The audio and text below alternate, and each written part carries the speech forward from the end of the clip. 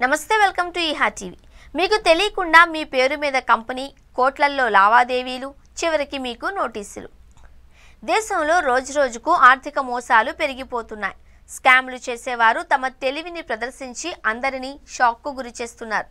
ఒక్కోసారి మీకు తెలియకుండానే మీ పేరు మీద కంపెనీని సృష్టించి దాని ద్వారా కోట్లల్లో లావాదేవీలు జరుపుతున్నారు. చివరకు మీకు నోటీసులు వస్తాయి. ఇలా మీ ఐడెంటిటీని దోచుకుంటున్నారు. మధ్యప్రదేశ్లో తాజాగా ఇలాంటి సంఘటనే వెలుగులోకి వచ్చింది.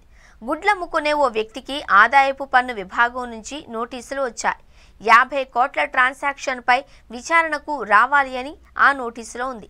అది చూసి ఆ సదరు వ్యక్తి షాక్ అయ్యాడు. మధ్యప్రదేశ్లోని పథారియా అనే పట్టణంలో ఈ ఘటన వెలుగులోకి వచ్చింది. ప్రిన్స్ సుమన్ అనే వ్యక్తి తోపుడు బండి మీద గుడ్లమ్ముకొని జీవితాన్ని సాగిస్తున్నాడు. మార్చి 20న అతనికి ఆదాయపు పన్ను శాఖ నుంచి నోటీసులు వచ్చాయి. 49,24,57,217 ట్రాన్సాక్షన్కి సంబంధించిన వివరాలు ఇవ్వాలి అని అందులో ఉంది. 2022-23కు సంబంధించిన బిల్లులు, ఓచర్లు, ట్రాన్సాక్షన్ రికార్డులు, బ్యాంక్ స్టేట్మెంట్లు చూపించాలి అని తేల్చి చెప్పింది. అది చూసి ప్రిన్స్ షాక్ అయ్యాడు. అతని కుటుంబ సభ్యులకు కూడా ఏం అర్థం కాలేదు. గుడ్లమ్ముకునే వ్యక్తి దగ్గర ఇంత భారీ నగదు ఎలా ఉంటుంది అని వారికి తెలుసు. వారికి ఏం చేయాలో అర్థం కాలేదు. చివరకు ప్రిన్స్ అధికారులను సంప్రదించి ఫిర్యాదు చేశాడు. తనకు ఏం తెలీదు అని ఫిర్యాదులో పేర్కొన్నాడు. దామోహ్ జిల్లా ఎస్పీని సైతం సంప్రదించాడు. కానీ ఫలితం దక్కలేదు. అతడిని ఎవరూ పట్టించుకోలేదు. ప్రిన్స్ మళ్లీ షాక్ అయ్యాడు. చివరికి ఈ వ్యవహారంపై అధికారులు దర్యాప్తు చేపట్టారు. దర్యాప్తులో పలు షాకింగ్ విషయాలు వెలుగులోకొచ్చాయి. ప్రిన్స్ వ్యక్తిగత సమాచారం దోపిడీకి గురైంది. దానితో అక్రమ కార్యకలాపాలు సాగాయి.